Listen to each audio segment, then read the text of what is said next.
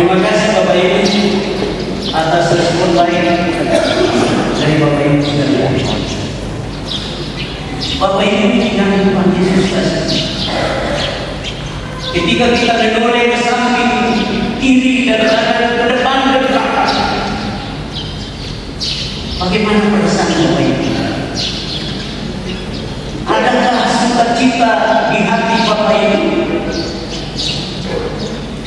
Ataukah ada kedamaian di hati Bapak Ibu? Atau ada perasaan harmoni antara sesama kita? Atau Bapak Ibu merasakan ada dalam hidup yang paling indah dan manis di antara kita semua? Atau perasaan yang terkoyak yang dapat mengganggu hubungan persahabatan kita antara satu dengan yang lain?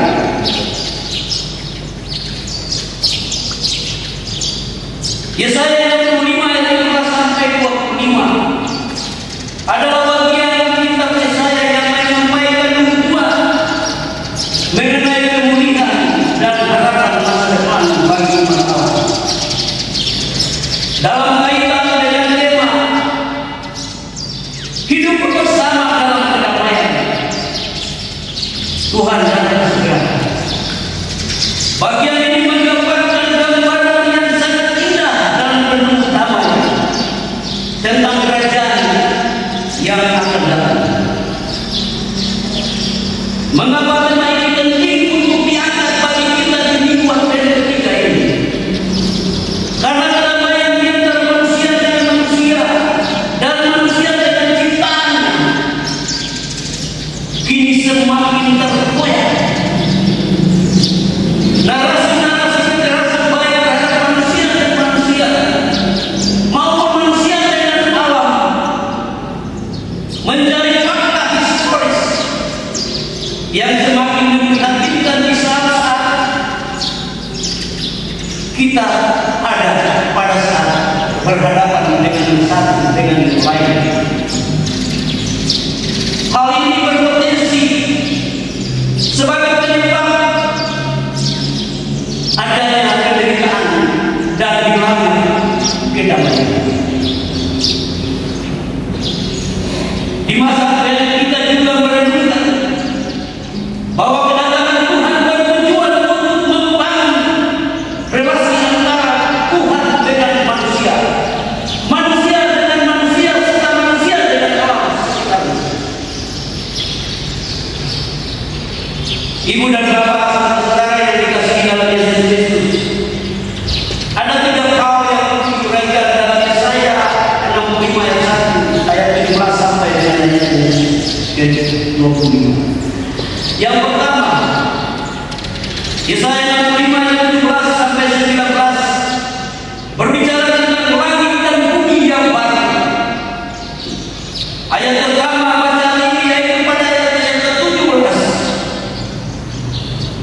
menyatakan, lihat, aku menciptakan langit yang baru dan bumi yang baru, dan segala sesuatu yang dahulu tidak akan dikenal lagi.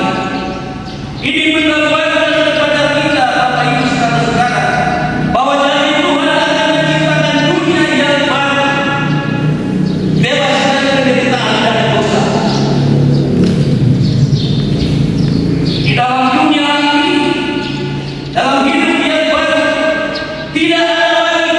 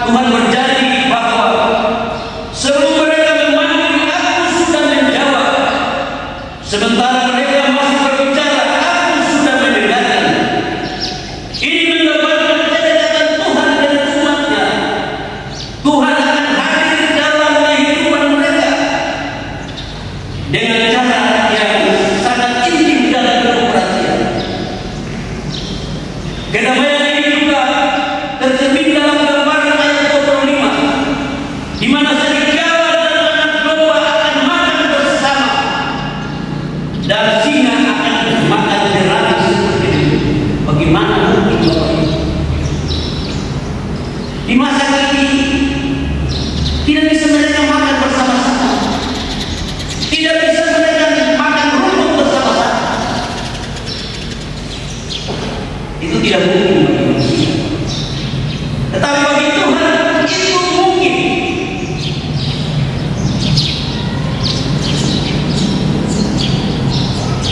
Ini adalah simbol dari kedamaian yang sempurna dari Allah, di mana kekerasan dan permusuhan yang biasa terjadi dalam ciptaan akan lenyap dan hilang lagi dari kehidupan kita. Bahkan alam semesta akan dipulihkan dan menciptakan harmoni yang sempurna di antara umat. Ibu dan bapak saudara yang dikasihi dalam Tuhan kita Yesus Kristus, bagaimana kaitannya dengan tema kita di Minggu Advent,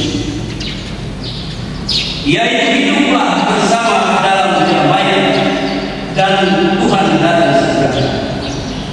Yang pertama, hiduplah bersama dalam kedamaian. Dalam bagian ini kedamaian tidak hanya terbatas pada hubungan antara manusia dengan manusia, manusia dengan Tuhan, tetapi juga mencakup antara semua kita, manusia dengan manusia, manusia dengan ciptaan. Dunia baru dijanjikan oleh Tuhan adalah tempat di mana tidak ada lagi kekerasan atau perpecahan, baik antara manusia maupun antara sesama manusia dengan alam ciptaan. Keindahan dan kedamaian dunia baru ini menunjukkan bagaimana umat Allah hidup dalam keharmonisan antara satu sama lain dengan Tuhan. Yang kedua, Tuhan datang segera. Jadi kemuliaan dan kedamaian yang digambarkan dalam Yesaya 45 ayat 17 sampai 25 adalah gambaran dari kedatangan Tuhan yang akan membawa dunia baru yang berdamai. Hal ini menegaskan bahwa kedatangan Tuhan tidak hanya sebagai penyelamat, tetapi juga sebagai pembawa keadilan dan kedamaian. Kedatangan Tuhan ini membawa pemulihan bukan hanya untuk umatnya, tetapi juga untuk seluruh ciptaan yang sebelumnya terpengaruh oleh dosa dan kehancuran. Ibu dan bapak saudara jemaat yang dikasihi dalam Tuhan kita Yesus Kristus, dari apa yang telah diuraikan dan dijelaskan tadi, maka ada beberapa catatan inspiratif yang perlu kita maknai dalam kehidupan kita. Yang pertama Yesaya 65 ayat 17 sampai 25 secara keseluruhan berbicara tentang masa depan yang penuh harapan di masa akan datang, di mana Tuhan akan menciptakan langit dan bumi yang baru, yang penuh kedamaian dan kesejahteraan.